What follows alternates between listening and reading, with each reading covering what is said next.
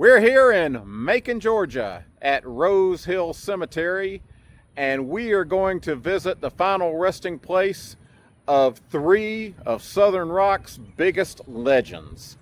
Get your butt in the car. We're going on a road trip with Steve. Correction. 4 of Southern rock's biggest legends, plus a bonus. But you're going to have to watch the whole video. The Allman Brothers Band were formed in Jacksonville, Florida in 1969 and later relocated to Macon, Georgia. Founding members were brothers Dwayne and Greg Allman, Dickie Betts, Barry Oakley, Butch Trucks, and J-Mo Johansson. Dwayne, Greg, Barry, and Butch were laid to rest together at Rose Hill Cemetery in Macon, Georgia. Dickie Betts died in 2024. According to Find a Grave, his body was cremated and the ashes were given to his wife. As of today, J-Mo Johansson is the last surviving member of the original Allman Brothers lineup. Right here at the main entrance to the cemetery, you can actually download an Allman Brothers map showing all the grave sites, including the Allmans and other Allman-related graves.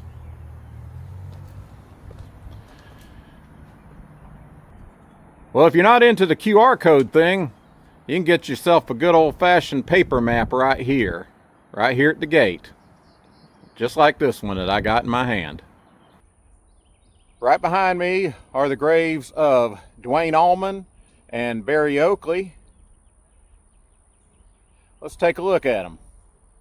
Here's the grave of Dwayne Allman, born November 20th of 1946. Wow, he'd been almost 80 years old if he was living today. And he died October 29th, 1971. And as we pan to the right, there is the grave of Raymond Barry Oakley III, aka Barry Oakley. He was born in Chicago April 4th, 1948. And set free November 11th of 1972. I love that. And the road goes on forever. Let's see what it says right here. Help thy brother's boat across, and lo, thine own hath reached the shore.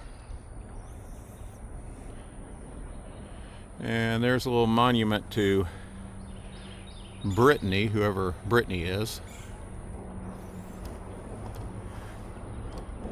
Going back over here to Dwayne's grave. I'm going to zoom in a little bit. I can't quite make out the epitaph. I'll look it up online and post it. And there's a little statue of another angel for Galadriel. Alright, I'm going to have to find out who these folks are, and I'll let you know. And right there is the grave of Greg Allman. And as you can see, he's buried not far from his brother Dwayne and Barry. I'm having to reach through the bars to get to all that. Here's Dwayne's grave again. Here's a fun fact you may or may not know. Greg Allman was briefly married to Cher. And during their brief marriage, they had a son together, Elijah Blue Allman. And finally, there's the grave of Butch Trucks, who was a member of the Allman Brothers Band. Born May 11th, 1947, and died January 24th of 2017. Here's all the flowers. You can definitely tell that these guys may be gone, but they definitely aren't forgotten.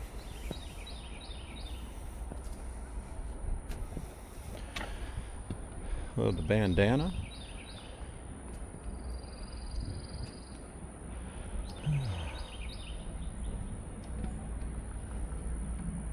Somebody left a hat.